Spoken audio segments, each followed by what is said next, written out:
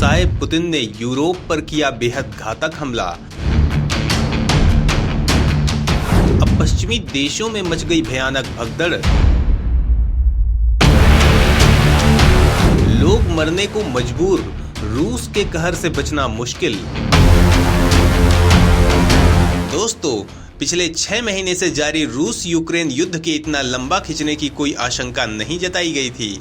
दरअसल यह युद्ध अप्रत्याशित रूप से इतना लंबा खिंच गया। इसके पीछे क्या वजह है, इस पर कई एक्सपर्ट अपनी बात रख रहे हैं। इसमें एक जो सबसे महत्वपूर्ण बात सामने आ रही है वह ये कि यूक्रेन का लगातार नाटो का सदस्य बनने की इच्छा जाहिर करना, यूरोपीय संघ का सदस्य बनने के प्रयास, अमेरिका और यूरोपीय देशों से सहायता लेने की मंशा और रूस का सैन्य प्रतिकार करने की मंशा दिखाना वे प्रमुख कारक हैं जिन्होंने रूसी राष्ट्रपति पुतिन को इस युद्ध को आगे ले जाने के लिए मजबूर किया। अगर यूक्रेन समय रहते नाटो से जुड़ने की मंशा को छोड़ देता और इस बात का प्रदर्शन नहीं करता कि वह अमेरिका सहित पश्चिम के सहयोग से स्वयं को पूरी तरह सुरक्षित महसूस करता है, तो शायद रूस इतना आक्रामक नहीं होता। वहीं दूसरी ओर अमेरिका और नाटो सहित अन्य यूरोपीय देशों ने यूक्रेन को जो आश्वासन दिए थे उस पर वे कायम नहीं रह सके। पूरे युद्ध में सबसे बड़ा सवाल अमेरिका पर खड़ा किया गया। युद्ध से पहले अमेरिका रूस को यूक्रेन पर हमले को लेकर गंभीर दुष्परिणाम भुगतने की धमकी देता रहा, लेकिन जब युद्ध हुआ तो उसने ऐसा कुछ भी नहीं किया। दरअसल अमेरिका का मानना है कि रूस और उसकी सेना एक दूसरे के साथ भिड़ेंगे तो विश्व युद्ध हो जाएगा, जिसका दुष्परिणाम पूरे विश्व को भुगतना पड़ सकता है। इस जंग का कोई अंत नहीं दिखता है। दोनों में से कोई भी हार मानने को तैयार नहीं है। रूस अपनी ताकत और यूक्रेन नाटो के समर्थन से ये लड़ाई लड़ रहा है। दोस्तों, ग्लोबलाइजेशन के दौर में हर देश पूरी दुनिया से कनेक्ट है। कोई भी देश पूरी तरह से आत्मनिर्भर नहीं है, इसलिए इस वॉर ने पूरी दुनिया को बुरी तरह से प्रभावित किया है। देशों में मंदी आ गई है, हर देश की इकोनॉमी को तगड़ा झटका लगा है। यूरोप भी इससे बच नहीं पाया है। जब रूस ने यूक्रेन पर हमला बोला तो नाटो ने यूक्रेन को मदद पहुंचाना शुरू कर दिया। नाटो देशों ने यूक्रेन को हथियारों की सप्लाई शुरू कर दी और यही वजह है कि यूक्रेन अभी तक रूस से हार मानने को तैयार नहीं है। रूस पर आर्थिक प्रतिबंध भी लगाए गए, जिससे पुतिन का माथा ठनक गया। यूरोपीय प्रतिबंधों से नाराज रूस ने यूरोप को गैस और तेल की सप्लाई बेहद कम कर दी, जिससे अब यूरोप की हालत खराब होती जा रही है। इसी बीच एक बड़ी खबर आ रही है जिससे नाटो को तगड़ा झटका लगा है। यूक्रेन की सांस फूलने लगी है। यूरोप में बवाल मच गया है। सवाल उठता है कि आखिर ऐसा क्या हो गया है जिससे यूरोप के माथे पर बल पड़ गए हैं। नाटो की हेकड़ी निकल गई है। अमेरिका घबरा गया है। तो दोस्तों, 30 देशों के समर्थन के बाद भी यूक्रेन रूस को हरा नहीं पाया है। वो रूस को कुछ हद तक रोकने में जरूर कामयाब हो गया है, लेकिन वो कब तक ऐसा कर पाएगा कहा नहीं जा सकता है। हालात देखकर तो यही लगता है कि ये युद्ध अब बहुत ज्यादा तो नहीं चल पाएगा, क्योंकि कई नाटो देश ही इसके खिलाफ हो जाएंगे। बीते 6 महीनों में रूस के खिलाफ पश्चिमी एकजुटता आश्चर्यजनक रूप से बेहद मजबूत और काफी हद तक एकजुट रही है। पूर्व अमेरिकी राष्ट्रपति डोनाल्ड ट्रंप के हाथ खींचने और कोविड संकट के बावजूद नाटो की अहमियत बढ़ती दिख रही है। वहीं कीव को वित्तीय और हथियार सहायता पहुंचाने में पश्चिमी देश सफल रहे हैं। लेकिन अब जैसे जैसे यूरोप में सर्दियों की शुरुआत होने जा रही है, यूरोपीय अधिकारियों को यह चिंता बढ़ती जा रही है कि अब तक पश्चिमी देशों में रही आम सहमति टूट सकती है। दोस्तों, इसकी बड़ी वजह यह है कि जर्मनी पहले ही रूस से गैस की कमी होने की आशंका जता चुका है। रूस और यूक्रेन युद्ध के बाद पहले से ही गैस में आधे से ज्यादा की कटौती मॉस्को की तरफ से की जा चुकी है। ऐसे में यूरोपीय देशों के सामने विकराल संकट खड़ा है। समूचा यूरोप इस बात को लेकर चिंतित है, क्योंकि मंदी की संभावना को लेकर महाद्वीप में महंगाई लगातार बढ़ती जा रही है और घरों को गर्म रखने के लिए पर्याप्त ईंधन बचा नहीं है। आने वाले दिन यूरोप पर भारी पड़ने वाले हैं। जर्मनी में बिजली बचाने के लिए रोशनी वाले स्मारकों को बंद कर दिया गया है, जबकि फ्रांसीसी दुकानों को एसी चालू होने पर दरवाजों को बंद रखने के लिए कहा गया है। लात्विया ने सर्दियों के संकट को देखते हुए अपने हॉट वाटर बॉयलर प्लांट लगाने शुरू कर दिए हैं। यूरोप के कुछ और देश जैसे बुल्गारिया, फिनलैंड, नीदरलैंड और पोलैंड भी गैस की खपत में कमी कर चुके हैं। इनके अलावा कुछ दूसरे देश भी धीरे धीरे गैस की खपत कम करने में लगे हुए हैं। पहले खबर आई थी कि रूस से नॉर्ड स्ट्रीम 1 पाइपलाइन के जरिए आने वाली गैस को रोक दिया जाएगा। गर्मियों के बाद ऐसा दूसरी बार होगा। सवाल उठता है कि ये नॉर्ड 1 स्ट्रीम पाइपलाइन क्या है, रूस ने इसे बंद करने का फैसला क्यों किया है। तो दोस्तों, रूस से जर्मनी तक एक पाइपलाइन है जिसके जरिए रूस जर्मनी को गैस सप्लाई करता है, जहां से ये गैस पूरे यूरोप को जाती है। ये पाइपलाइन बाल्टिक सागर में बिछी हुई है। इसके जरिए रूस से जर्मनी को हर वर्ष करीब 55 बिलियन क्यूबिक मीटर गैस की सप्लाई होती है। दोस्तों, जर्मनी यूरोप की सबसे बड़ी अर्थव्यवस्था है। जर्मनी रूस की गैस का सबसे बड़ा उपभोक्ता भी है। हालांकि समूचा यूरोप ही रूस की गैस पर निर्भर रहता है। जर्मनी समेत दूसरे देशों में घरों को गर्म रखने के लिए इस गैस का अधिकतर इस्तेमाल किया जाता है। यूक्रेन से जारी युद्ध में पश्चिमी देशों ने रूस पर प्रतिबंध लगाकर पुतिन को नाराज कर दिया है, जिसकी वजह से रूस ने अब इन देशों को मजा चखाने का मन बना लिया है और लिया है इतना तगड़ा एक्शन कि अब यूरोप की हालत खराब होने लगी है। सवाल उठता है कि रूस ने ऐसा कौन सा कदम उठाया है जिसके बाद यूरोप में बवाल मच गया है। क्यों पूरा यूरोप पुतिन के कदमों में आने को मजबूर हो गया है? नाटो का दाव उल्टा क्यों पड़ गया है? तो दोस्तों, इस बारे में जानने के लिए वीडियो आगे देखिए।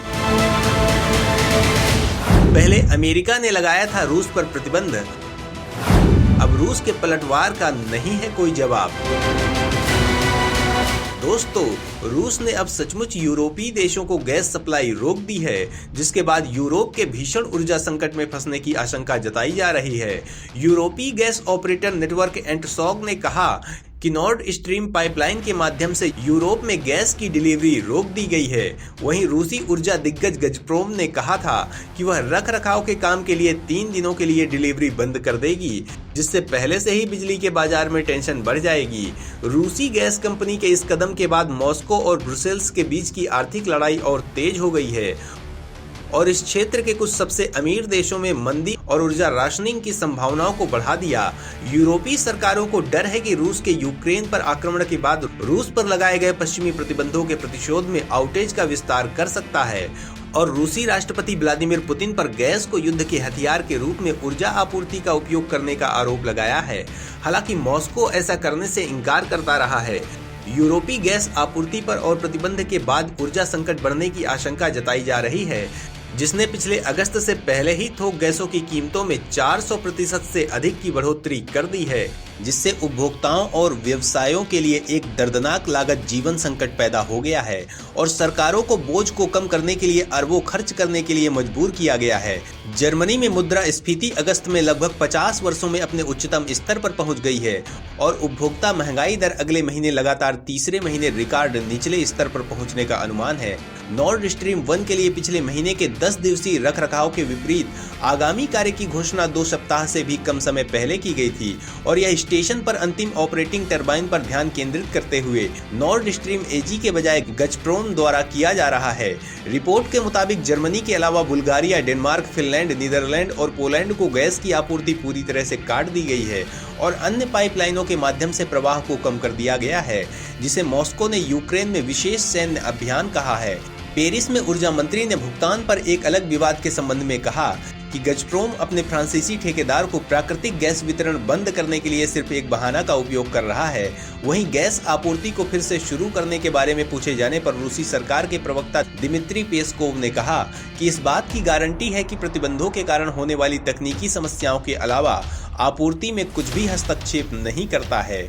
सवाल उठता है कि रूस की रणनीति क्या है, मामले की शुरुआत कैसे हुई? तो दोस्तों, रूस जर्मनी तक एक दूसरी पाइपलाइन भी बिछा रहा है जिसके जरिए दोगुनी गैस सप्लाई हो सकेगी, लेकिन जर्मनी ने यूक्रेन युद्ध के विरोध में नॉर्ड स्ट्रीम 2 गैस पाइपलाइन के सर्टिफिकेशन प्रोसेस को रोक दिया है। इसका ऐलान जर्मन चांसलर ओलाफ शोल्ज ने किया।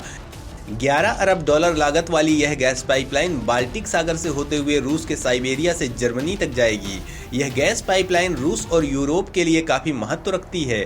जर्मनी के इस एक्शन से पुतिन बेहद नाराज हैं और अब उन्होंने नॉर्ड 1 पाइपलाइन की सप्लाई को भी बंद करने का फैसला ले लिया है, जिससे यूरोप का दांव उल्टा पड़ने लगा है।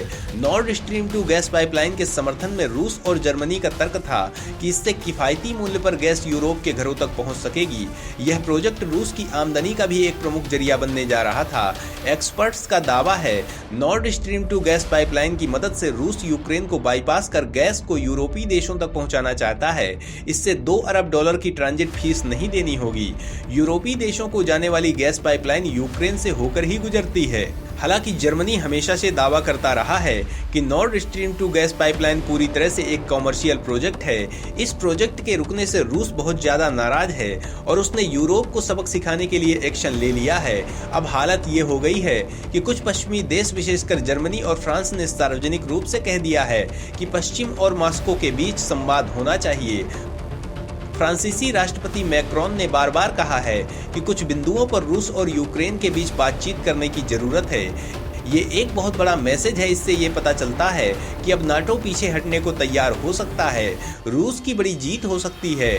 दोस्तों, रूस यूक्रेन वॉर की शुरुआत में ही अमेरिका ने रूस पर कड़े प्रतिबंध लगाए थे। इन प्रतिबंधों ने रूस को बेहद कमजोर कर दिया था, लेकिन वक्त रहते ही दोस्त भारत ने दिखाई दरियादिली। भारत ने अरब देशों से तेल आयात बंद करके रूस से तेल खरीदना शुरू कर दिया, जिससे रूस को अपनी इकोनॉमी को बचाने में मदद मिली। रूस अमेरिका के प्रतिबंधों से तो निकल गया, लेकिन अब उसकी बारी है। वो अब यूरोप को मजा चखा कर मानेगा। जब सप्लाई बंद हो गई है तो ये देश बिलबिलाने लगे हैं। रूस मौके का फायदा उठाकर दामों में भी वृद्धि कर सकता है। अगर सर्दियों में सप्लाई रुकी रही तो यूरोप की इकोनॉमी हिल जाएगी। हालांकि इससे रूस को भी बहुत ज्यादा नुकसान होगा, लेकिन अब देखना है कि कौन किस पर भारी पड़ता है।